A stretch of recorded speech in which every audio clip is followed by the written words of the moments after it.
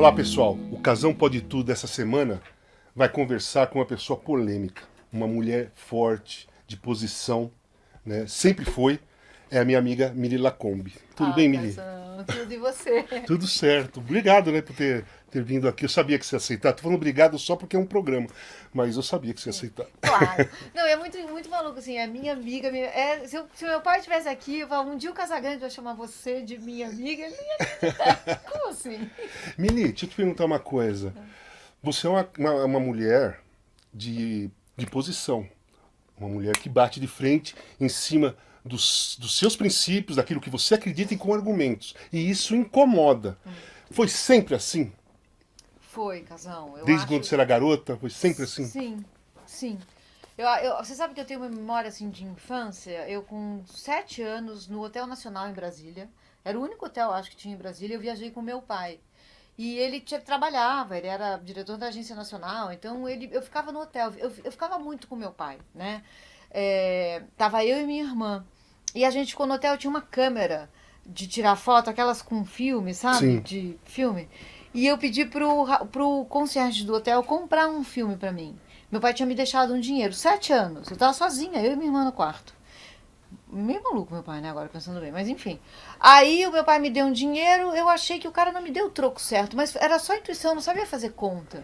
Casão, eu fui na recepção, eu fiz um escarcéu. Quando meu pai chegou, tinha uma comoção no hotel, e realmente o homem tinha me roubado. E meu pai falou, mas como assim? Você sozinha fez tudo isso? Eu lembro dele ligando pra minha mãe e falando, olha, é sua filha mesmo. Porque minha mãe sempre foi encrenqueira. Como era a relação com você, a sua irmã, seus pais, relacionado ao futebol principalmente? Sim. Como começou essa história sua?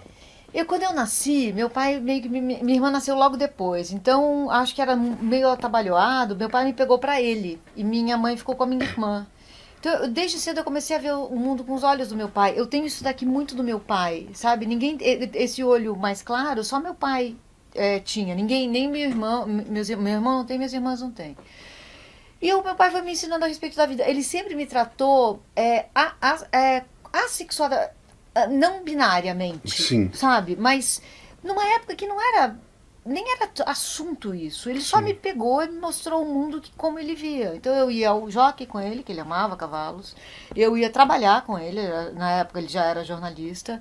Eu ia aos jogos com ele. Então eu cresci no Maracanã, vendo o Fluminense jogar. Eu tinha uma almofadinha tricolor, porque era concretão, né? Então Sim. eu colocava a almofadinha, eu sentava, eu tinha uma bandeira, eu ia com a bandeira, as torcidas subiam junto. Sim. Então eu tenho essa imagem, assim, eu subindo a rampa com meu pai. E ele me. Futebol não é um negócio que você senta e fala, agora eu vou aprender futebol. Futebol você aprende organicamente. Sim. Né? Tá dentro de você. Só vai despertar quando você vê. Exatamente. E algumas coisas, pai, por que o gol foi anulado? Estava impedido. Mas aí você vai entendendo, atrás da linha da bola. Tudo bem, tem o bandeira. Se o bandeira correr pro meio, foi gol. Se o bandeira ficar, não foi gol. Então, algumas coisas você vai aprendendo, outras você pergunta. Então, foi muito assim que o futebol entrou na minha vida, pelos olhos do meu pai. Meu E pai entrou forte, definitivamente. muito né? forte, muito forte. Ele era um torcedor muito turma do amendoim, muito corneteiro, então tem uma coisa em mim assim, sabe, de reclamar muito do meu time, mas tem uma paixão, tem uma beleza assim. Meu pai me ensinou que perder não é o fim do mundo, dói, tá tudo certo. Perder forma caráter, ganhar lida com ego, né? Sim. E não tem como não perder. Futebol é como a vida, não Sim. tem como não perder, né? Exatamente. A gente vai perder. Então, eu queria saber de você o seguinte: se você ficou decepcionada ou frustrada quando você começou a entender que o futebol é um meio machista, que a mulher não tem vez nem para jogar, nem para falar, nem para ser jornalista, nem para nada, os caras aceitam para não criar problema. Não é a mulher não é bem-vinda no meio do futebol. Você usa essa frase. Sim, sim. Você ficou frustrada quando você percebeu que era isso? Porque você se apaixonou pelo futebol, virou jornalista e tal, e de repente, em algum momento da sua vida, você falou, pô, esses caras não... Os caras do futebol não gostam da gente, que é que você fala, né? Sim. O futebol não é... A mulher não é bem-vinda no meio do futebol. A gente gosta de um esporte que detesta a gente. É isso. É isso né? que você fala. Foi uma surpresa, sabe por quê? Porque como meu pai me criou desse jeito não binário, Eu e ele, a gente falava de futebol de igual para igual. Ele queria saber a minha opinião. Às vezes estava com os amigos dele lá em casa e ele falava, vem aqui, fala a escalação do Fluminense. Eu tinha 6 anos, eu falava a escalação do Fluminense. Depois eu começava a discutir tática com ele. E eu confrontava ele. E ele me levava muito a sério. Eu não percebi que não era de mulher. Eu não percebi. Dentro da minha casa, era. Porque meu pai sempre me tratou assim. E olha, não é que meu pai não era machista não, tá, Casão? Era. Eu recentemente peguei uns diários da minha mãe, que eu nem sabia que existiam. Meu Deus, Casão. Meu Deus, aquele homem doce, o meu herói, fazendo coisas absurdas com a minha mãe. Nada de violento. Quer dizer, não é uma violência que você enxerga imediatamente. É uma violência simbólica, entrelinha. Minha mãe pedindo dinheiro para ir ao mercado. E ele falando que era nota. Como assim, gente? Minha mãe falando, seu terno não ficou pronto. E ele reclamando. A culpa é sua, cadê o terno? Tá na lavanderia. Enfim. Mas, então foi uma surpresa assim pra mim. Quando eu cheguei no futebol, e eu cheguei tarde, porque eu fui jornalista antes de ser jornalista de Sim. esporte, né? Quando eu cheguei, eu lembro o primeiro dia no Sport TV. O programa lá do Kleber. A Arena. O Arena, isso. Cheguei meio desavisada, assim, porque o Emanuel Castro que me contratou. Sim. E outro homem desses que faz parecer que a vida é um mar de rosas, né? Um homem que me tratou com respeito, dignidade, integridade desde sempre. Quando eu cheguei lá, alguém me puxou de lado, que eu não vou falar o nome, e falou assim, ninguém te queria aqui, mas é uma imposição do chefe, então a gente vai ter que te engolir. Gravando. Foi meu cartão de visita. Cartão de visita. É. Bem-vindo. Isso. Falei, meu Deus do céu, onde eu tô? O que eu falo? Porque daí ligou, né? 5, ao vivo, 4, 3. Abriu a câmera. Aí eu entrei gaguejando, foi um desespero, mas foi a minha. Como eu entendi. Por que você mudou de um lado jornalístico para o lado esportivo, para o lado do futebol? Como foi essa transição? O Emanuel, ele leu, porque eu escrevia. O Emanuel lá do Rio. Eu escrevia num blog, Sim. assim, por minha conta. Eu tava na Trip, né, nessa época, na TPM, e eu escrevia sobre Depois futebol. a gente fala aquela história, infelizmente, da morte do Serginho. Sim, casal. Mas continua, depois a gente volta a essa história. Nossa, que bizarro, verdade. Então, aí eu tava lá e eu escrevendo nesse blog, o Emanuel leu. E um dia ele me ligou e falou, você teria interesse em falar sobre futebol na TV? Parecia a voz de Deus, assim, sabe? Uma coisa O Emanuel, falar de ele é futebol acima na TV, do normal ali. Você vai me pagar pra eu falar de futebol? Sim, eu quero. Aí o primeiro, porque foi assim, ele me contratou para ser comentarista. Então, antes dessa experiência no Arena, eu tive uma experiência com o Milton Leite, fazendo um jogo do Corinthians no Pacaembu pelo Campeonato Paulista. Eu cheguei, o Milton é outro que me tratou com maior respeito, a maior decência. E foi uma experiência, assim, meio fora do meu corpo. Eu ali comentando um jogo de futebol, meu pai já tinha morrido, então ele não pôde ver que aconteceu isso na minha vida. Com o Milton, que era um cara que eu admirava desde sempre. Eu comentando o Corinthians e o Milton dando trela para tudo que eu falava, me levando a... Foi maluco aquele dia. E eu comentei bem aquele jogo, sabe? Eu não lembro contra quem era. Mas foi lindo, foi lindo. Eu saí de lá meio levitando, assim. Então, você é uma pessoa que... a sua opinião, ela é defendida por você muito forte. Você teve aquele caso do Rogério Ceni, que não tem como a gente não conversar sobre aquilo. Mas eu não quero conversar sobre aquilo especificamente.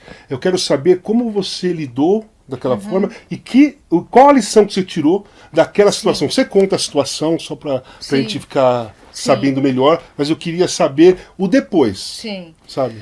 Então, o que aconteceu foi que, apesar de eu ter sido recebida assim no Arena, eu fui as minhas opiniões foram sendo colocadas, eu fui começando a ser respeitada. Eu, de uma hora para outra, passava no corredor e as pessoas falavam, você vai pro jornal hoje, hein? Você vai pro Esporte Espetacular. Você vai pro Fantástico, hein, Mili? Nossa, Mili, você tá arrasando. Aquilo foi subindo. É muito fácil você se deixar você deslumbrar. Essa é a palavra. Eu deslumbrei, Casão. Deslumbrei. Então, quando eu estava deslumbrada nesse programa específico, que eu falei que o Rogério Ceni tinha falsificado uma assinatura, e eu não tinha como falar isso, porque eu não tinha informação, era um papo, era um boato, jornalisticamente eu meti meus pés na lama, né? E a hora que ele entrou no ar e me descascou, eu mais ou menos entendi meu erro, mas eu demorei, Casão, assim, para entender de fato meu erro, uns bons meses. Porque ali o mundo caiu. né? Eu fui da pessoa, você vai para o jornal hoje, você vai para... Ninguém mais me olhava no corredor, né? Porque é assim, É. cria-se o mito e destroem o mito. Então eu comecei a rastejar pelos corredores. Foi um período muito difícil porque a torcida do São Paulo ficou com muita raiva de mim, eu estou lidando com paixão, né? E a paixão voltou para mim em forma de ameaças. Então, eu tinha pessoas indo na minha casa, batendo na minha porta, eu saía na rua, as pessoas falavam, eu te odeio, eu vou te matar. Foi difícil, assim. Mas foi um período em que eu me fechei. A princípio, a primeira coisa depois de um erro muito grande é a gente tentar achar alguém que pudesse ser a gente culpar pelo erro, né? Quando você elimina, não dá mais pra culpar ninguém, tá soando meio ressentido esse seu discurso, eu tive que me olhar no espelho e entender que o erro foi meu, só meu, né? Então, a partir desse momento, a gente começa a voltar do fundo do poço, né? Eu acho, Casão, hoje, se você me perguntar o que eu aprendi que eu estava me transformando numa pessoa muito ruim. Eu estava me transformando numa pessoa cheia de vaidade, numa pessoa meio não me toca, não chega, eu sou foda, eu tô aqui fazendo um negócio que ninguém nunca fez, eu vou longe, eu vou ficar rica. Uma Ruim. certa arrogância. Isso. Assim, a arrogância é o É o companheiro da vaidade. Isso. Começa com deslumbre, chega a vaidade, e a vaidade traz a arrogância. E dali você cai, né? Aí E você aí cai. o tombo é alto, É, né? é alto. E aí eu caí. Eu lembro que eu sentia muita vergonha do meu sobrinho, que tinha 12 anos, o ídolo da vida dele era o Rogério, e o outro ídolo era eu. Então eu fico pensando assim, eu coloquei em rota de colisão essas duas pessoas tão importantes pro meu sobrinho. Ele ficou meio zonzo. Hoje ele é um cara de 30 e poucos anos, ele lembra do que aconteceu, mas eu me tornei uma pessoa. Eu entendi que eu precisava me esforçar muito para ser alguém melhor, sabe? Foi um erro, Casão. Eu não jogo tudo fora. Foi difícil recuperar a credibilidade? Foi muito. Foi muito. Eu achei que nunca mais eu ia falar de futebol, Casão. Assim, eu ainda fiquei um tempo na Globo. A Globo não me mandou embora. Eu pedi demissão porque eu fui pra uma geladeira longa. Televisão é uma coisa tão maluca, Casão, que assim, a vaidade é tão grande que o castigo é te tirarem do ar. Você fica com seu salário, mas você fica em casa. Tipo, é um prêmio para qualquer outra profissão, né? Você não vem mais trabalhar, mas você vai ficar em casa. Na televisão isso é a morte, né? Acabou, você não tá na câmera mais. E eu lembro que eu voltei, aí eu comecei a fazer jogos muito periféricos, eu tava fazendo jogos importantes, comentando. Você não vai lembrar, a gente se encontrou em São Caetano uma vez, você tava com o Kleber Machado fazendo pra Globo, eu tava lá fazendo pro Sport TV. Então eu tava fazendo jogos importantes. Aí quando eu voltei, eu fui fazer jogos muito periféricos, copinha, uns jogos longe. E aí a Record me chamou pra fazer Champions, com o Éder Luiz. Olha que Aí legal. eu fui, foi muito legal fazer Champions.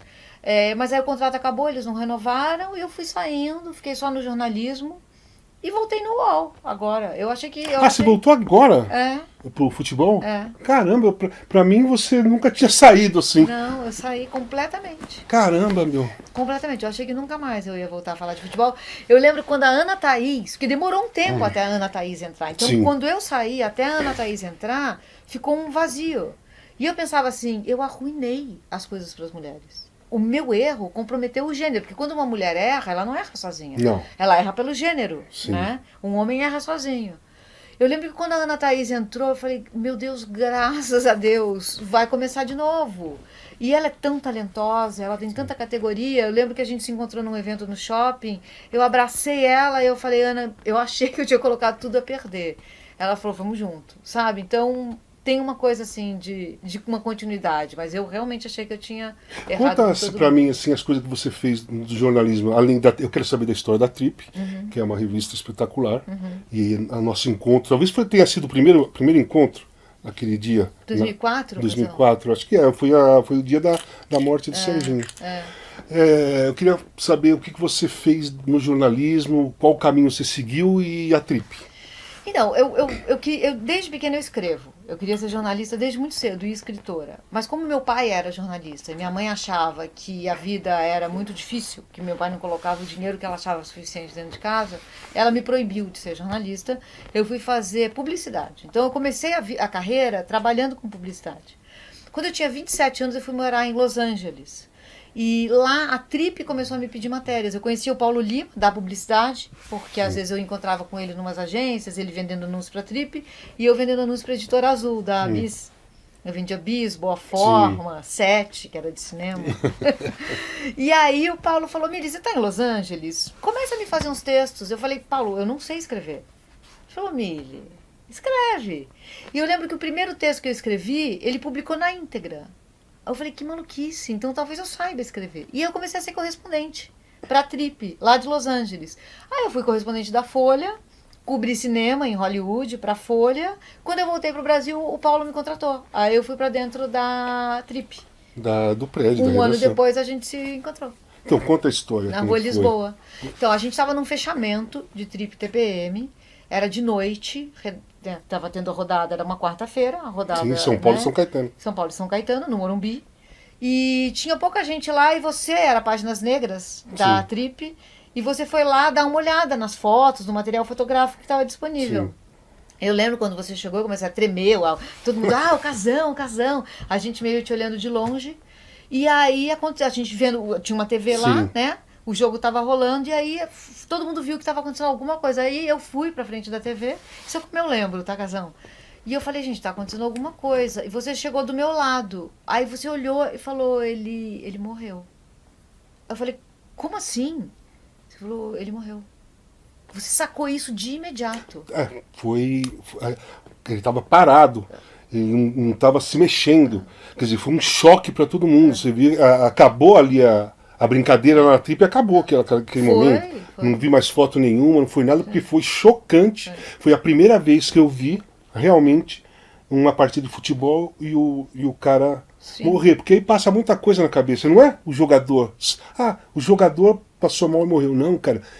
Tem os pais, tem a mulher, Sim. tem os filhos, tem a família Vendo? toda. Todo mundo estava vendo o jogo. Não era só nós. A família do Serginho estava vendo o jogo. E aquilo foi muito chocante Foi. para um ex-jogador de futebol ver um companheiro, Eu né, morrer dentro do campo. Sim, você foi embora. Foi embora. Você foi embora. Você falou, eu não vou conseguir ficar, eu vou embora.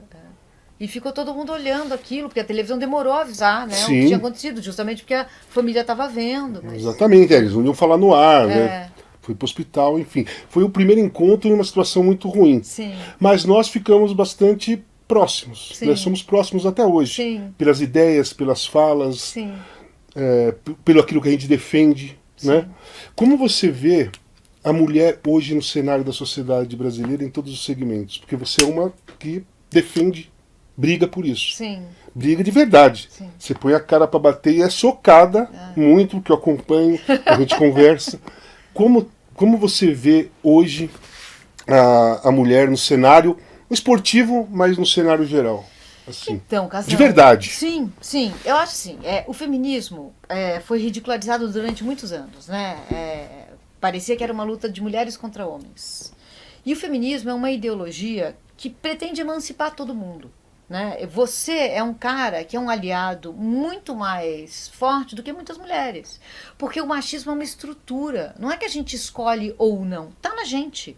O racismo, o machismo, a LGBT. É estrutural. É estrutural. Então, quando a gente se letra o letramento feminista, você entende o tamanho dessa luta. E você entende também o tamanho das prisões em que a gente vive. Porque o machismo não aprisiona só mulheres, aprisiona homens também. A diferença é que muitas mulheres já conseguem ver as grades das jaulas e os homens não. Então, a mulher hoje, a gente andou muito, a gente já é um negócio muito diferente do que era antes. Eu li os diários da minha mãe, assim, era uma coisa chocante. Quando eu li, eu perguntei para ela, mãe, se você soubesse que tudo isso aqui que você passou, a vizinha estava passando, a faxineira estava passando, sua dentista estava passando, teria sido diferente? Ela falou, teria. Porque parece que é uma coisa pessoal e não é. Foi uma coisa coletiva. É uma coisa coletiva, né? É um aprisionamento coletivo. Então eu acho que as coisas estão mudando, elas estão mudando muito rapidamente, Casão. Eu não acho que eu vá ver essa mudança, mas ainda tem um longo caminho. Então, nessa parte de longo, porque eu acompanho você bem, a gente conversa bem sobre isso, e eu vejo que você tem uma sensibilidade muito grande para tratar desses assuntos e com uma visão bem ampla. Então, o que eu quero dizer com isso? Que às vezes eu vejo um movimento de mulheres no trabalho, passando na televisão, aquilo lá, eu acho do cacete, aí eu vejo você falar, assim, é pouco. Né? Porque a gente, o homem, não percebe se é pouco ou se é muito. Né? A conquista, o espaço. Nesse caso específico, você vê que falta mais posicionamento feminino, mais uma guerra mais coletiva, né? Não a Miri ficar escrevendo e tomando porrada por todo mundo. Você escreve para todo mundo e você toma porrada por todo mundo. E assim as coisas vão andando, vai engatinhando, né? Você vê a dificuldade nesse ponto, o cenário não está tão bacana como muitos homens falam na televisão, que a gente trabalha com alguns que falam, pô, tem a jornalista ali, tem aquela jornalista lá. Né? E aí você fala, mas tá, e aí? São duas, né, no papo. Né? Tem aquela lá, mas tem aquela que é a mesma. Né? Não consegue desenvolver um elogio, né, um reconhecimento mais amplo. Sim. Você vê dessa maneira, quais são as dificuldades? Sim. O cenário não está tão lindo assim? Não, Casão, assim, se a gente olhar para trás, já mudou muito. Era muito pior, né, ser mulher antes. Assim, os diários da minha mãe me mostram que era uma coisa bem mais complicada. Mas hoje, embora ainda seja difícil, a gente tá... as nossas vozes começam a ecoar. Toda vez que entra na luta um cara como você, por exemplo, as coisas vão mudando um pouco mais rápido. Toda vez que entra na luta alguém como a Leila Pereira, as coisas começam a mudar ainda mais rapidamente. Então tem pesos e pesos, sabe? A gente não vai mudar o mundo um machista por vez. A gente não vai mudar o mundo toda vez que um homem trocar uma fralda. Né? Não é assim que vai mudar o mundo. A gente vai precisar de uma mudança mais coletiva. Aí entra aquelas desculpas, né? Aqueles argumentos assim, pô, você acha que eu sou machista? Pô, eu troco a fralda no meu filho. Não, eu não sou racista, pô, eu tenho 2 amigos negros, né? É assim os argumentos das pessoas que não conseguem perceber que não é isso. Né? Sim. E é tão maior, porque assim, Cação, se a gente for voltar a esse filme, o regime da diferença sexual é esse regime que fala assim, no nascimento, é menino ou é menina? Os destinos estão traçados. É menino, vai vestir azul, vai ser viril, vai sustentar a casa, não vai chorar, não vai reclamar, vai ser macho. Vai vestir rosa? Menina, vai sentar com a perninha fechada, vai falar docemente, vai ser bela, recatada e do lar. Ainda é assim. Os nossos destinos ainda são traçados na maternidade. Aí vem as pessoas trans e começam a misturar as coisas pra gente. Começam a ensinar que as coisas não são rígidas. Não deveriam ser rígidas. Então, a vida inteira, por exemplo, eu fui acusada de ser uma mulher não feminina. Né? Se realmente esses símbolos e signos da feminilidade, eles nunca encaixaram comigo. Isso não quer dizer que eu quisesse ser um homem trans. Poderia até, mas não é necessariamente o meu barato. Não é como eu me vejo. Então, a gente começa a ver tonalidades entre menino e menina, entre homem e mulher, entre essa rigidez toda, né? Porque junto com isso vem, o cara vai trabalhar fora, a mulher vai cuidar do lar, né? Cuidar do lar é uma coisa que agora a gente começa a ver o volume de dinheiro que isso significa. Isso é mais de 10% do PIB, esse trabalho invisibilizado que não é pago. Trilhões, agora eu não vou lembrar quantos trilhões, a Oxfam soltou isso essa semana. Quantos trilhões esse trabalho não remunerado significa para a economia. É o que move o capitalismo. Porque é um trabalho não remunerado que reproduz a classe trabalhadora, reproduz essa heterossexualidade compulsória, que tanto mal causa às pessoas, e essa rigidez desse lugar que homem não pode usar rosa. Tá certo? Sim. Então, você vai... Amarelinho, né? Essa misoginia que aí no futebol fala vamos ganhar delas num jogo de homens, sim, não é? Algumas torcidas. Sim, isso é misoginia. Quando você coloca o feminino num lugar menor, você está sendo misógino. E tudo isso mata a mulher, né? A gente mata 3 por dia, sim, no Brasil. O estupro tem a cada 10 minutos. A cada 10 minutos em números subnotificados, até 9 vezes. Então deve ser a cada minuto. Né? Desde que a gente começou aqui, quantas mulheres já foram estupradas? Exatamente. E tudo faz parte desse mesmo escopo. A gente não está falando de coisas diferentes. Não. A gente está falando da mesma coisa. Da mesma coisa. E no futebol feminino, Mili? Você que jogou futebol, não jogou? Hoje nós vemos assim, de clubes, o Brasil está espetacular ver o Campeonato Brasileiro Feminino, ver o Paulista, ver a Libertadores, né? Corinthians, o Palmeiras está se reforçando agora, vai ter um patrocínio forte e tal. Como você está vendo a evolução do futebol feminino aqui no Brasil? Da seguinte maneira, os clubes têm futebol feminino que são obrigados, por causa da Libertadores, senão não joga Libertadores. Então não é que os caras são legais, aceitam a mulher jogando futebol, que beleza, vamos fazer um departamento. Não começou dessa maneira. Foi assim, ou você tem futebol feminino ou você não vai jogar Libertadores, não é isso? Sim. Como que você vê essa situação? Tá dando já para as meninas segurarem a bronca, mesmo de verdade? Ou a qualquer momento, se mudar esse regulamento de ser obrigado ao futebol feminino, muitos clubes abandonam? Abandonam, Casal.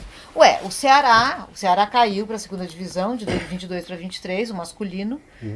O orçamento que foi cortado foi do feminino. E elas começaram a tomar de 11 a 0. Aí falam, futebol feminino não presta. Estão tomando de 11, isso não é jogo. Então, tá tudo ligado, é só uma obrigação. Eles só fazem porque é obrigado. Mas que a gente conquistou que não foi na luta, Casão? Direitos civis. Quem do poder um dia falou assim, não, mulheres, vocês merecem votar.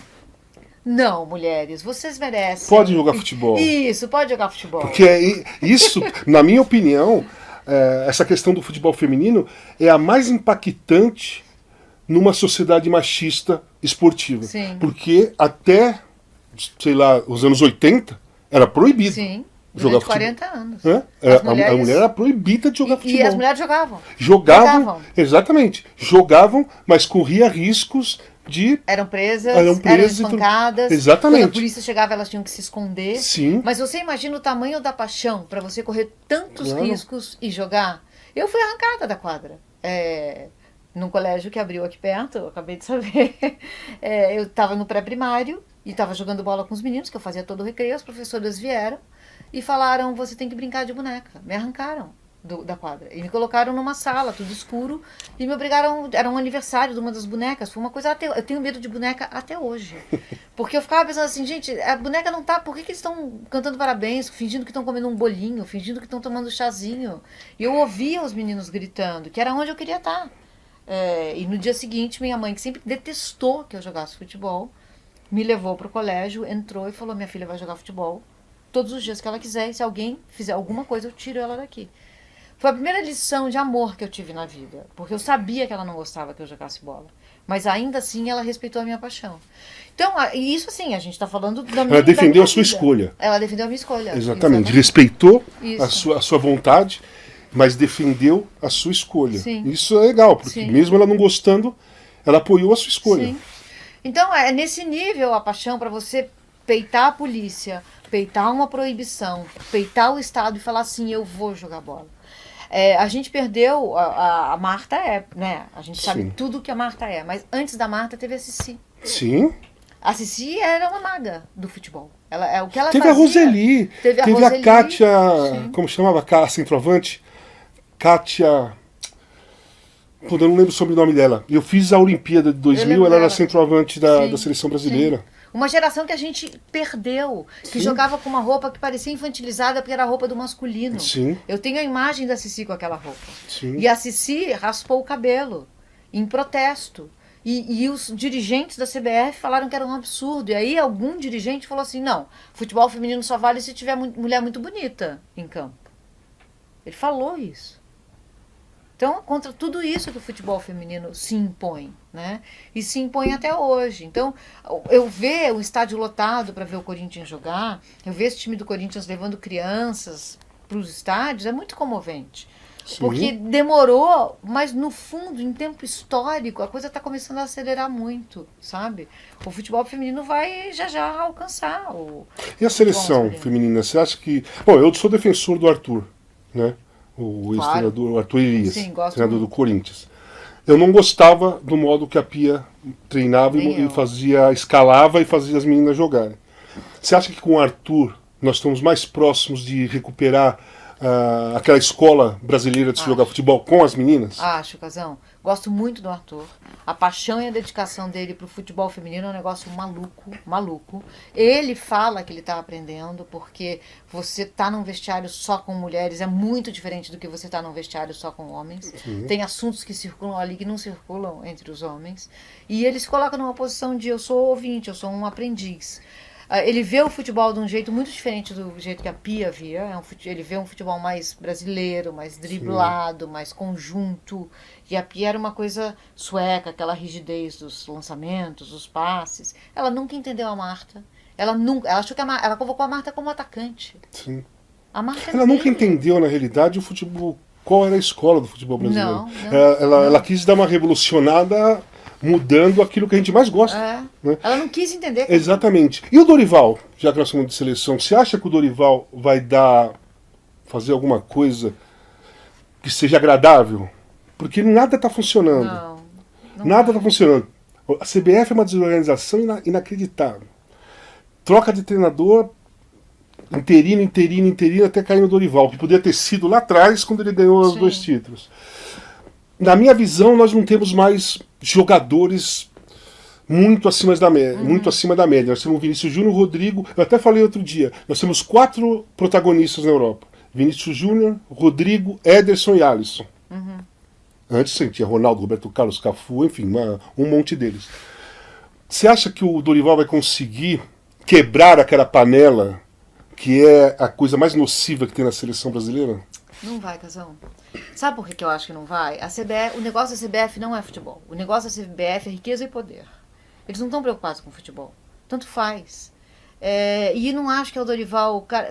Não acho nem que era o Ancelotti. Acho que o Diniz seria engolido ali. Você sabe como eu sou dinizista. Sim, né? Eu ia chegar nesse ponto. Mas eu nem perguntei do Diniz, senão nós vamos ficar aqui meia hora se rasgando. É a família do Diniz e em seguida eu, se não for o contrário. Então, mas acho que ele seria engolido ali. Eu gostei que foi interrompido, sabe? Porque ia fazer muito mal pra ele, como eu acho que vai fazer pro Dorival. CBF não tem solução, ela tem que ser refundada, Casão. Sim, tem que fechar a porta e começar de novo. Eu não tinha CBD, que foi desmembrada, sim. E a gente jogava com CBD na camisa, né? Confederação Brasileira de Esportes. Então, refunde-se, porque ali tá tudo viciado, tá tudo contaminado. O negócio não estão nem aí pro futebol, Casão. É uma empresa rica, a CBF é uma empresa rica. Tem dinheiro parado na conta, se não me engano, R$1 bilhão lá parados. Como eles não investem esse dinheiro no futebol? Olha campos, categoria de base. Campos capengas, educação antirracista, Sim. educação antimachista. Sim. Não adianta ficar fazendo hashtag camiseta, isso não vai mudar nada, né? Não, eu tenho um pensamento assim, camisetas, canecas, né? E como chama, manifestos, isso aí não serve mais nada, não funciona mais. O mundo de hoje funciona a atitude. Ou você tem atitude, você pode ficar fazendo manifesto, sair nota na rua. De repúdio. Nota de repúdio, então é uma das coisas mais tá pronta. ridículas. Tá pronta. Não, tá pronta e ninguém lê. Porque eu faço um teste com as pessoas quando eu falo nesse assunto, assim, você se lembra de alguma palavra do manifesto da seleção brasileira na abertura da Copa América durante a pandemia, porque eles fizeram um manifesto contra, né? Você lembra de alguma palavra? Sim. Não. Lógico, ninguém vai lembrar. Não. Iam lembrar se tivesse tido atitude. Nós não vamos jogar. Nós estamos no meio da pandemia. Eu não vou jogar. Aí seria lembrado até hoje. Então o manifesto não serve para nada. E é isso que a CBF faz. Colocar lá no estádio. Racismo é crime. Bom, mas ninguém vai preso. É crime mesmo. É crime. E alguém vai ficar olhando aquilo? Não é por aí. Multa. Dá um jeito de ganhar com o crime, né? Sim. E o Vini Júnior foi... Não é uma coisa só do Brasil, né? O Vini Júnior tiraram lá a acusação. Sim. Né? Sim, e continua sendo. Quando o Barcelona aconteceu a mesma coisa, tanto de jogadores. Sim, não vai mudar. Agora, vamos lá, já que você falou do Diniz, né? Não podia deixar. Por que tanta paixão pelo Diniz? O que você vê de tão maravilhoso no Diniz que você sabe que eu sou não totalmente, mas um pouco anti-Diniz. Sim, eu sei. Então, eu acho o seguinte, Casão, eu acho que o futebol brasileiro, a gente pegou uma bifurcação com as seleções do Tele, 82 e 86. Quando a gente perdeu, principalmente em 82, jogando tão bem, a gente assimilou uma ideia de que havia 2 opções, perder jogando bonito ou ganhar jogando feio. A gente começou a formar volante e a tirar os meias. Sim. Dunga passou a ser o símbolo do que era ser brasileiro, de jogar no Brasil, né? Nada contra ele, ótimo jogador. Não, ótimo jogador, exatamente. Mas a gente não, na base, a gente foi, não, meia não, você não vai ser meia. Não vem com a história de driblar. Vamos defender, vamos para trás, vamos marcar. A gente começou a imitar o jogo dos europeus. Sim. Posicional, lançamento, cruzamento, força. O Brasil nunca foi isso. O Brasil sempre foi... A gente inventou o drible. O drible nasceu nos espaços em que a capoeira foi proibida no século XIX. A capoeira foi proibida, o futebol estava chegando ao Brasil, tinha uma bola ali, os caras improvisaram. Pegaram a ginga da capoeira, no futebol, drible. É nosso. O Garrincha não nasceu ninguém parecido com o Garrincha. Claro. Porque a gente e nem vai nascer. E nem vai nascer, porque muita gente ainda fala, Pelé ou Maradona, né? Tem isso. É. Não tem Garrincha aí? Não tem. O Garrincha é único. Ele driblava para trás. Hoje, se alguém driblar para trás, vai levar um safanão.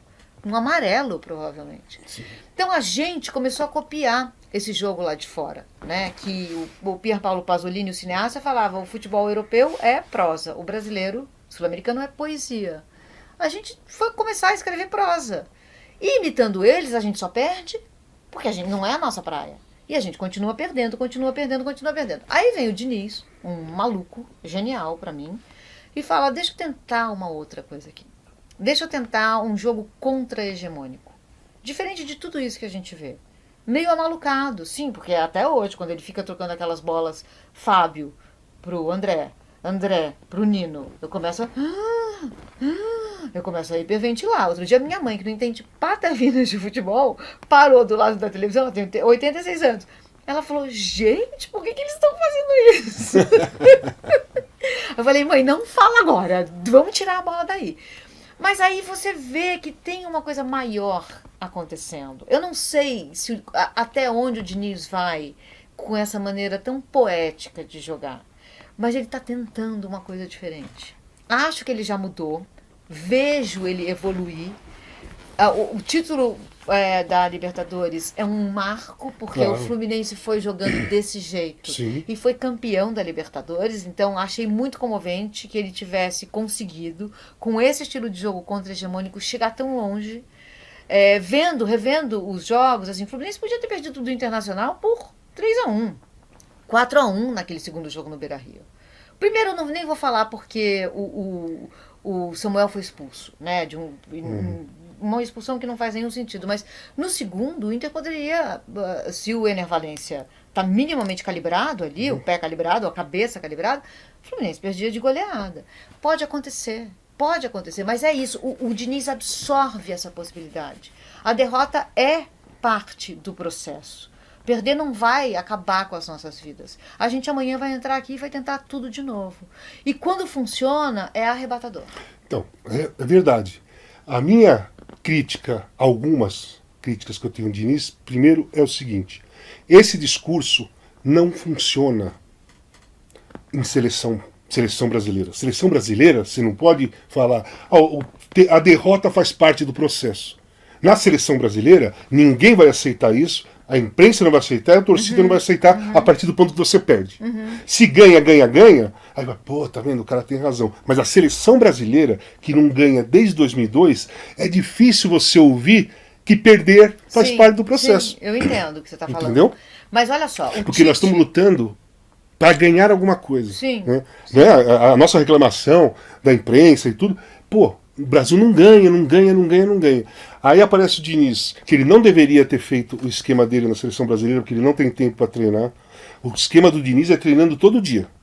Ali, 3, 4 dias, e você querer sair jogando do jeito é difícil.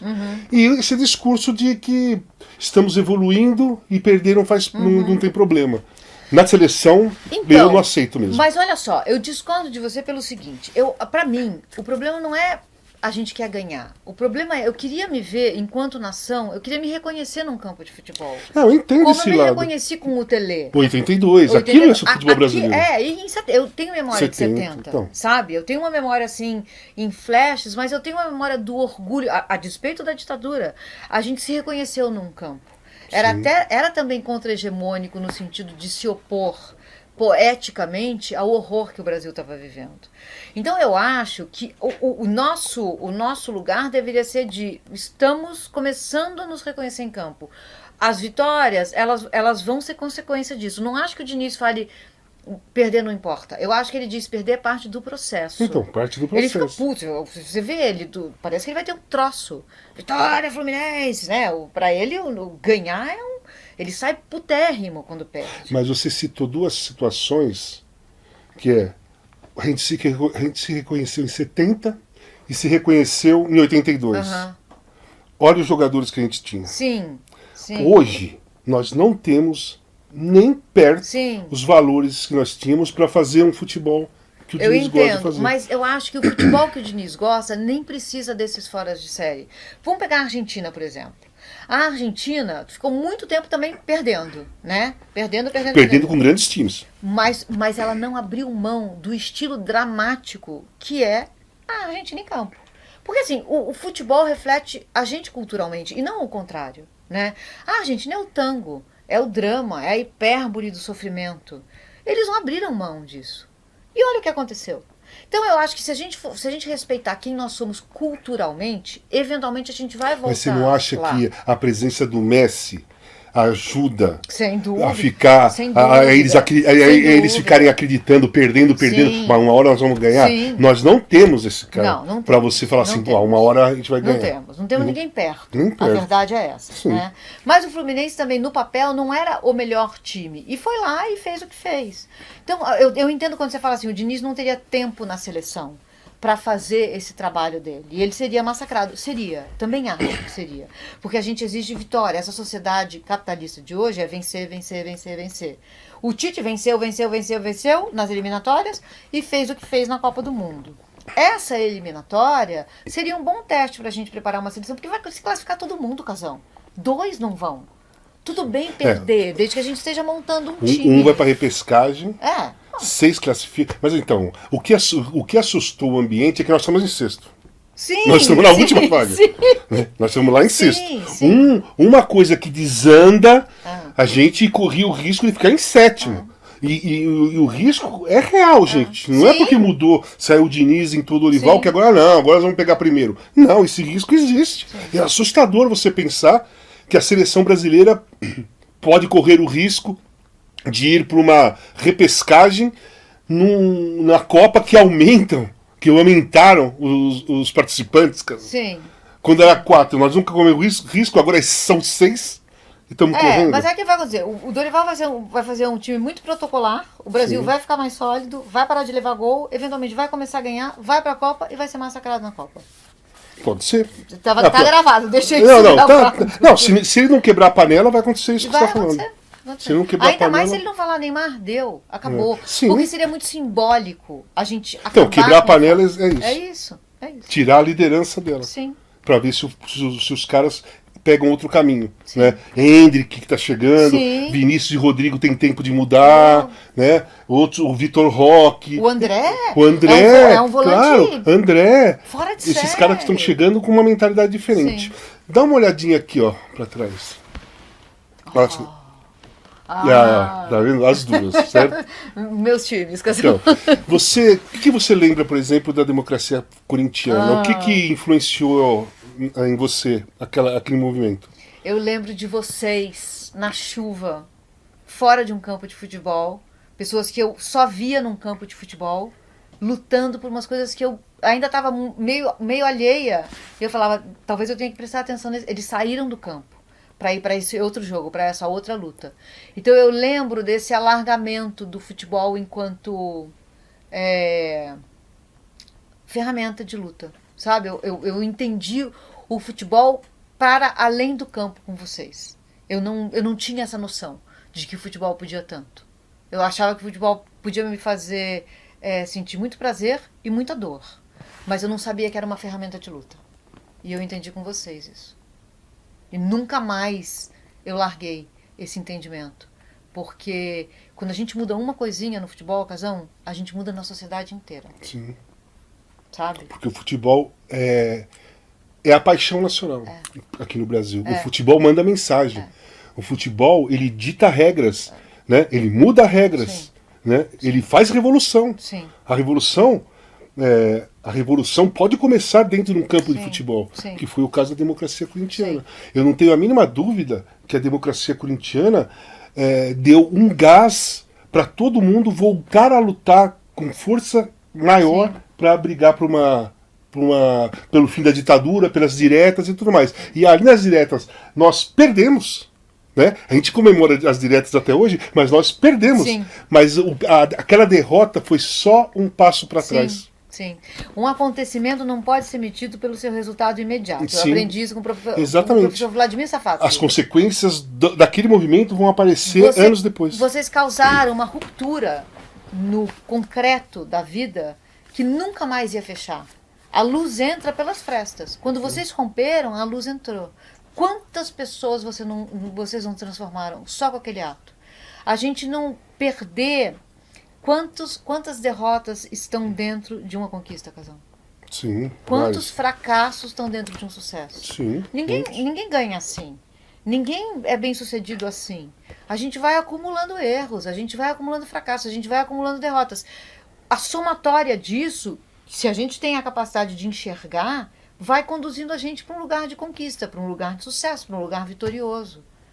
Você acha que a Leila já começou a fazer uma revolução? Já. Dentro do esquema do futebol brasileiro? Já. Eu vou te falar por quê, Casão. Assim, ela é uma empresária, ela é uma CEO. A impressão que eu tenho é que ela ainda não tinha se dado conta da estrutura machista, de todas as dimensões da estrutura machista que a gente vive. Foi quando ela chegou na cadeira da presidência, que ela começou a viajar, e só tinha homem do lado dela. Tem aquela foto, né? Ela com os presidentes. Caras da Libra. Ela encolhida. Sim, né? Os caras tudo ali. E todo mundo com a perna aberta. Sim, você me mostrou essa foto. E ela era a pessoa mais poderosa naquele lugar. Sim. E encolheram ela. Ela começou a falar, tem alguma coisa errada aqui. Talvez o mundo não fosse como eu imaginava, porque ela é muito poderosa, Casão. Ela é presidente, ela é dona de um banco. Sim. Né? Ela é empresária. Qual é a lógica do empresário? Qual é a lógica do empreendedorismo? É aniquilar o outro. É passar por cima. É uma lógica de violência. Quando ela chega no futebol, ela fala, talvez eu não queira ser assim mais. Talvez eu consiga me identificar com a outra mulher ali que nunca faz pergunta para mim. Estranha essa sala de jornalistas, cheia de homem, 3 mulheres, as mulheres não falam. Ela começa a se dar conta de um monte de coisa. Aquela imagem dela comemorando o título do Brasileirão, um título completamente histórico, né, para o Palmeiras. Agora, em 2023, ela sozinha no gramado. Aquilo não é a presidente do banco. Aquilo não é a presidente do Palmeiras. Aquilo também sou eu, que estou aqui no chão de fábrica da vida. Sabe? Aquilo também é a outra jornalista que está ali, sem conseguir fazer pergunta. Ela fala e ela é interrompida. Então, acho que na hora que a Leila olha e fala, eu tenho alguma coisa para fazer aqui, e ela convoca uma coletiva só com mulheres, olha o escândalo que foi, Casão. Mas você não acha que ela foi se transformando até chegar aí? Ela está. Porque ela está em transformação. Ela está numa metamorfose, ela está no Sim. meio. Porque ela deslumbrou. Como você falou da sua parte, como eu também me deslumbrei em 82. Ela deu uma deslumbrada, né? Sim. Ela viu, ela falava algumas coisas de superioridade, que quando ela percebeu que o meio que ela está é machista, os caras atacam, torcida, atacando, ela não começou a não entender por que esses caras me atacam se eu ganho tudo. Ela foi entendendo que ela é um alvo. Sim. Permanente. Sim. Dentro do futebol. Ela é a presidente, melhor presidente junto com o presidente do Fortaleza, do Fluminense, o Mário Bittencourt, talvez o do Grêmio também, é bom presidente. Enfim, é um grupo bem pequeno. Sim. E ela é a única mulher da elite. E ela é poderosa. Eu acho que ela percebeu acho que ela está percebendo que ela é poderosa sem precisar do deslumbre e da vaidade. Porque o deslumbre e a vaidade é a arma que os caras usam para atacá-la. Sim. O avião, aquilo outro. Né? E ela, com os 2 pés no chão, eu acho que não tem para ninguém aqui no Brasil. Só essa turma que eu estou falando. Casão, acho que ela olhou para trás e falou assim, o Palmeiras ficou 10 anos caindo para a segunda, subindo, perdendo. Os presidentes nesse período foram ameaçados. Ela é ameaçada pela própria torcida, ganhando tudo. Quando o Palmeiras ganha, é por causa do Abel e a despeito da Leila. Quando perde, é por causa da Leila e a despeito do Abel. Na hora que ela se tocou disso, ela falou, gente, tem algum, né? O que explica isso? Machismo e misoginia. Sim. E aí ela tá usando o poder dela para ir derrubando muros para quem tá onde talvez a gente nunca vai chegar onde ela tá, com tanto poder assim, Sim. sabe? Então é admirável que ela faça isso. Então eu acho. Acho que ela tá em transformação, Casão. Acho que a gente ainda vai ver Eu acho que ela está muita- encontrando o caminho. É. O caminho dela não é o confronto. É, O caminho dela é esse que ela começou a fazer. A coletiva só com mulheres, né? O time sendo campeão, o time sendo competitivo, o trabalho sendo ela ficando com o Abel, que a Sim. maior contratação do Palmeiras foi ela renovar com o Abel. sim, com o Gomes. Ela manteve Sim. Abel, manteve Gomes, manteve Veiga, manteve Zé Rafael, manteve Piquerez. Sim. Ela manteve esses caras todos tinham Sim, proposta. Ela foi lá e segurou. Isso é valiosíssimo. Sim. Mas não, se ela fosse homem, ela estava sendo louvada. Sim. Que liderança, que empresário. E a cobrança é que de uma, homem de uma assertivo. contratação. Pô, não contrata, pô, não compra. Não, ela está segurando os melhores. Porque ela está gastando, pô. Mas sabe o que ela Certo? encontrou? Ela está gastando bastante Sim. dinheiro. Está renovando e aumentando o salário dos caras. Sim. Eu vou te falar o que ela encontrou, que eu pensei nisso agora, Cação. Ela encontrou o tom. Sim. Na hora que o Palmeiras ganha e ela vai para as redes e fala, estão mais calmos? Tem um tom ali. Na hora que ela abre uma coletiva só de mulheres e fala assim, gente, vocês estão sentindo por uma hora o que a gente sente a vida inteira. Então, por favor, não sejam histéricos. Ela pega uma palavra que é do léxico machista, como num jiu-jitsu verbal, ela devolve a palavra. E ela prova que ela estava certa porque foi uma gritaria. Pessoas que eu julgo coerentes reclamando que não, mas eu não sou histérico. Não, mas ela usou essa palavra erroneamente. Não, mas ela é revanchismo. Onde estavam essas vozes quando Roger Guedes atacou Ana Thaís Matos? Onde estavam essas vozes quando o Leão atacou a Marília Ruiz? Onde estavam essas vozes quando o Luxemburgo atacou a Gabriela Moreira ainda na ESPN? Porque eles são sensíveis para detectar um histérico e reagirem desse jeito, mas não na hora que as mulheres estão sendo atacadas. Porque me soa covarde. Que eles porque quando eles entram, precisa de um caso claro de estupro, com indícios e provas, para eles, tímida e tardiamente, começarem a se manifestar. Ih, gente, isso não pode. Vamos falar agora de tática, porque é a única. Eles falam uma frasezinha e já vamos falar de tática. Escrevem um textinho e já vamos falar de outra coisa. Agora, o histérico pegou esses caras num nervo. Sim. Onde está essa sensibilidade quando a gente é atacada? Que eles não se manifestam? Foi bom você ter falado nessa parte de estupro. O caso do Robinho. Eu falo há muito tempo que nenhum jogador de futebol abre a boca para falar nada. O cara é condenado a 9 anos de estupro. Tá na praia. Tem amigos que vão lá tirar foto, vão passear com ele, e você não vê nenhuma manifestação do meio do futebol esportivo, mesmo os caras sendo casados, muitos tendo filhas, né? Tem mãe, tem irmã e tudo mais. Como é que você vê essa omissão, né? Não é alienação, porque os caras sabem o que está acontecendo. Essa omissão mesmo de posicionamento num caso social. Estupro. Sim. Ninguém está inventando nada, né? Não é uma invenção. Tem os áudios dele, uma grande matéria do UOL, uma grande investigação Condenado do UOL. em 3 instâncias. Condenado em 3 instâncias, e está aqui. Para você, quanto é agressivo o silêncio do jogador de futebol? É uma cumplicidade, Casão. Porque, assim, a gente está falando de 2 assuntos diferentes. Para nós que somos mulheres, e para alguns homens, como você, é um caso hediondo. É um crime grotesco. Para a maioria dos homens, é uma noite, é a vida como ela é. É uma saída. Ah, gente, vocês vão agora encher o saco. Não pode mais pegar. Ah, não pode mais dar uma forçada. Eles não fez nada que os outros já não tenham feito. O silêncio é um pacto. Nós queremos manter esse mundo como está. Não venham encher o nosso saco. Olha a hora que ela estava. Olha como ela bebeu. Mulher na balada a essa hora e vocês querendo proteger. Ah, gente, o que você acha que ela estava querendo fazer lá? Então, eles querem... O silêncio é um pacto para manter o mundo como o mundo é. O corpo de uma mulher pertence a um homem. O corpo do homem pertence ao Estado, mas sobre isso não se fala, né? Pertence ao Estado ou ao trabalho, né? Às corporações. O homem oprimido no trabalho, vai para casa e oprime. Esse é escala. a escala, entendeu? Mas sobre isso não se fala, né? Sobre como o machismo é violento com os homens. A gente vê o machismo ser violento com as mulheres. E esse pacto macabro, que ninguém fala para poder continuar fazendo. Ninguém fala porque o cara é meu amigo. Ninguém fala porque isso parte do jogo. A mulher tá aí na vida para isso mesmo. Mulher é santa ou é puta? Minha mãe é santa. Essa daí da rua é puta. E a mulher, depende, porque a gente sabe que o lugar mais violento para uma mulher estar é dentro da casa dela. Né? É onde a mulher é morta, é onde a mulher é estuprada, especialmente crianças. Constantemente. Porque o cara, marido, não admite que a mulher não queira. Sim. Naquele momento transar ou que saia com decote, ou você estava sim, no bar e olhou para o outro. Exatamente. Então olha que cruel, a mulher quando entra em casa e fecha a porta atrás dela, ela chegou no pior lugar do mundo para ela estar. O lugar mais arriscado. Mais arriscado. São dados, é uma estatística. Né? A gente está falando de fatos, isso não é um achismo, eu acho que é isso. Não, é isso. Olha a perversidade disso, desse mundo para uma mulher. E o caso Daniel Alves, já que estamos nessa linha, caso Daniel Alves. Agora surgiu uma quinta versão, né? Que você está sabendo. Sim. Uma quinta, sei lá, se é quinta ou sexta. Uma versão, mais uma.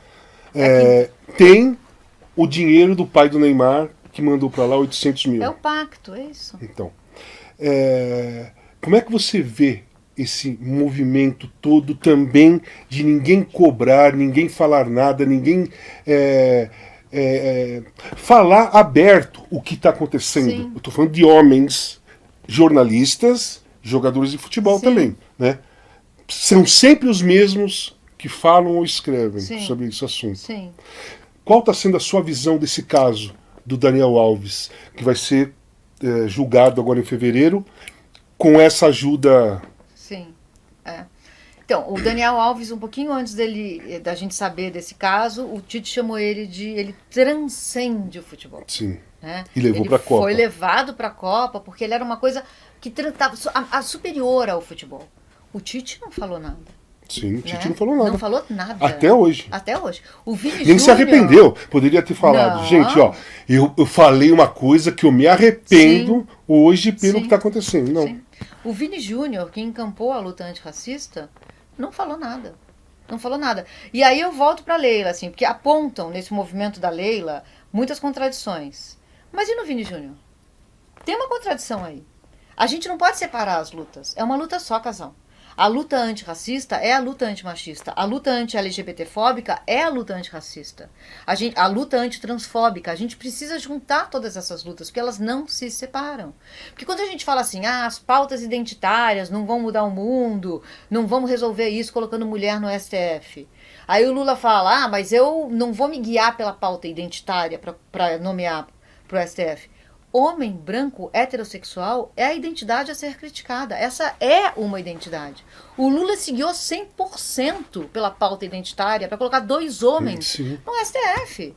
Então, sim, temos que falar sobre isso. Contradições no Vini Júnior. Há contradições na Leila? Claro, há contradição em mim, há contradição em você. Mas os homens ficam nesse lugar de não crítica. Não podemos criticar, não vamos nos meter. Tite não falou nada. É um despeito ele não ter falado nada, Razão. É um despeito. E não precisa falar assim, o Daniel Alves é um criminoso. Não foi julgado ainda, não é o caso. Mas ele pode falar assim, violência contra a mulher é uma gravidade, é uma coisa muito grave na nossa sociedade. É um crime hediondo. É um crime hediondo, precisamos falar sobre isso. O cara tá preso, Casão, sem ter sido julgado há quase um ano. Você imagina a tonelada de provas que não há contra ele para que ele continue com prisão provisória? É muita prova, Casão. Senão ele não estava preso, ele estava esperando em liberdade. Mas não. E ele fica mudando a versão. Agora a última eu estava bêbado. Isso atenua o quê? Que sociedade acha que o cara tá bêbado pode atenuar um crime de violência sexual? Então é muito. O silêncio é violento, Casão. O silêncio é igualmente violento desses caras. Eles precisariam sim falar. Todos eles precisariam falar. 2 que falassem já mudaria tanta coisa. Sim. Mas não só não falam, como eles se metem. Quando o Roger Guedes coloca a Ana Thaís no olho do furacão, ele está sendo violento. E ninguém fala. Cara, não faz isso. Por que você foi citar ela na entrevista logo depois do jogo contra o Ceará? Você lembra disso, Casão? Sim. Foi um volume de gente pra cima dela. É o apito do cachorro. Ele suou o apito do cachorro pra cima dela. E ninguém fala nada. Mas a Leila fala histéricos, cai o mundo. Mili, eu tenho 2 quadros no Tá. final do programa. O primeiro é Virando o Jogo. Que você virou o jogo. Você pode fazer perguntas pra mim. Quantas você quiser. Ai, que maravilhoso. Casão, eu queria saber hoje, assim, você gabaritou no futebol, você gabaritou a sua vida como comentarista, agora você está gabaritando sua vida como cronista e entrevistador. Aí você olha para o futuro e fala, que mais? Que mais, Casão? Ó, Mili, eu sou apaixonado por cultura, né? Eu produzi um evento no Teatro Municipal em homenagem à Adoniran Barbosa, 2017 ou 2018, em janeiro, que convidei diversos músicos sem dinheiro, todo mundo aceitou, pelo amor à arte, pelo amor a Adoniran e também por credibilidade àquilo que eu falei. Então eu sou apaixonado por isso. Isso aí eu vou continuar fazendo. Criando produções, homenageando poetas, compositores da música brasileira, que são esquecidos. Eu fiz o Adoniran porque ninguém falava mais da Adoniran Barbosa. E eu vi uma matéria no Fantástico que o acervo do Adoniran eu achei que estava jogado, eu entendi assim a matéria. Tá jogado numa sala na Galeria do Rock. Eu falei, pô, como que pode estar jogado na Galeria do Rock um acervo do Adoniran Barbosa? Isso num domingo. Na terça, eu fui no Teatro Municipal, a convite do maestro João Carlos Martins, para assistir uma apresentação e tal, e nós saímos para jantar depois. E eu falei para ele, maestro, depois da sentada, mas você viu a matéria do Fantástico do Adoniran Barbosa? Ele falou, não. Aí eu contei a matéria para ele. Eu falei, nós precisamos fazer alguma coisa. Ele falou para mim assim, Casão, o que você fizer, o que você planejar e criar, eu tô junto. Eu falei, o senhor tá junto, mestre? Tô. E aí, no outro dia, eu já saí atrás. Cara, eu tô com o maestro. Ó, eu e o maestro João Carlos Martins estamos organizando. Então, a presença do maestro foi super importante para dar credibilidade na ideia que eu tive. Sim. E eu quero continuar fazendo isso, porque eu sou apaixonado pela música. Sim. Eu curto rock and roll, né? Curto blues, mas eu sou apaixonado pela MPB. Ó. Tem o Belchior ali, Sim. que eu adoro, né? Que eu ia fazer uma homenagem ao Belchior também no Municipal e não consegui patrocínios. Eu acho que eu vou tentar mais uma vez, Sim. que eu acho que agora está clareando mais a mente das pessoas, as seria pessoas estão lindo. mais envolvidas com a cultura. Quando eu quis fazer, estava meio todo mundo travado, assim, não sabia o que ia acontecer no Brasil. Eu acho que todo mundo já sabe o que vai acontecer no Brasil. Sim. Né? Sim. E, então eu vou Casão. continuar nessa daí. Tem mais uma, agora você falou do maestro. Uma das coisas mais emocionantes que eu já vi num estádio foi lá na Lusa, um jogo do acesso. A Lusa ia subir de divisão. E ele te colocaram um piano pra ele, ele tocou o hino nacional. O Canindé lotado. Foi muito emocionante. Eu estava comentando o jogo com o Milton Leite. Qual foi uma coisa muito emocionante que você viu no estádio? Não você jogando, mas você como torcedor. Cara, uma coisa que, assim, o futebol é paixão, é emocionante. Eu me emociono com tudo que acontece dentro de um jogo de futebol. Eu fico lá comentando, eu olho para um lado, eu vejo uma pessoa, eu vejo um movimento na arquibancada, tudo me emociona. O estádio, tudo me emociona. Por isso que eu me emociono falando do Pacaembu, que me dói no coração Sim. ver o Pacaembu como tá. Mas eu vou te falar uma história que foi marcante para mim. 91, 92, eu estava no Torino jogando a Copa UEFA e nós fomos para a final contra o Ajax de Amsterdã. Lá em Torino nós empatamos 2-2, eu fiz os 2 gols, tudo bem. E lá em Amsterdã empatou 0-0, então eles foram campeões pelos 2 gols fora. Naquela época tinha gol fora. Acabou aquela festa e tal, os caras nós vamos receber a medalha de prata, os caras vão receber a medalha de troféu. E aí, a antiga arena de Amsterdã, toda apagada, os caras na época era isqueiro ainda, eu acho, com isqueiro cantando We Are the Champions, do Queen. Foi a primeira vez que eu presenciei aquela música sendo cantada dentro do estádio. eu comecei a chorar e me emocionar, não porque eu perdi, porque eu estava emocionado com o comportamento Sim. da torcida do Ajax de Amsterdã. Aquilo ali foi uma das coisas mais marcantes da minha vida, mais até que o Corinthians, a torcida do Corinthians pedindo para eu voltar no Pacaembu, Corinthians e Flamengo. Porque eu acho que me emociona muito mais quando a coisa não é relacionada a mim. Sabe? Eu sou meio desapegado a essas coisas de vaidade, de mim, eu não gosto muito disso. Uhum. Mas quando eu vi o estádio todo cantando We Are The Champions pro Ajax, que foi campeão, cara, aquilo ali...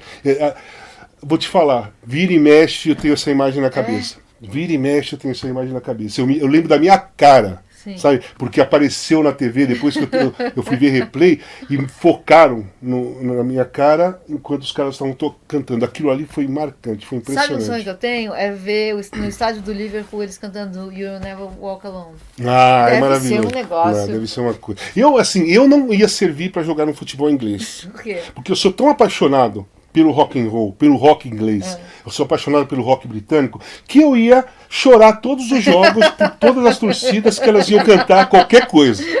Pô, Let It Be, os caras cantando Let It Be. Sim.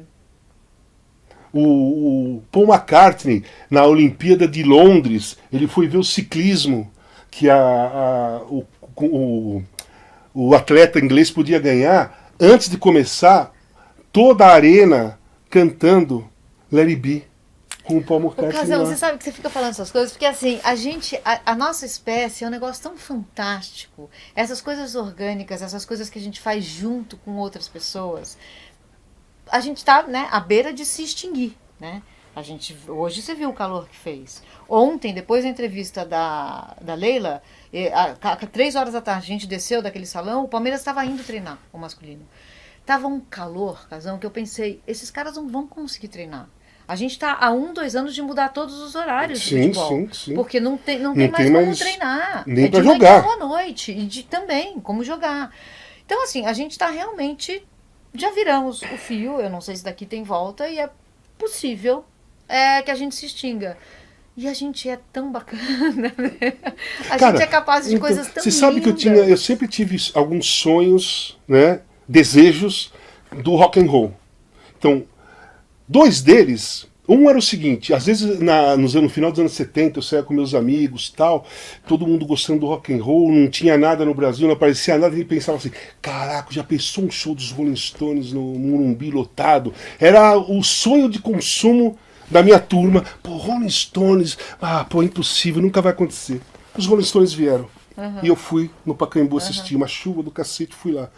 Eu vou te falar, quando começou o show, porque eles entram sempre com algum super clássico. Quando eles entraram tocando Start Up, eu olhava, eu falava assim, eu não acredito que eu tô aqui. Não, eu não acredito que o Mick Jagger tá ali. Não, eu não acredito. Eu fiquei assim, meio que passado, sabe? Meio em transe de não acreditar. E a outra coisa que eu sempre sonhei foi fazer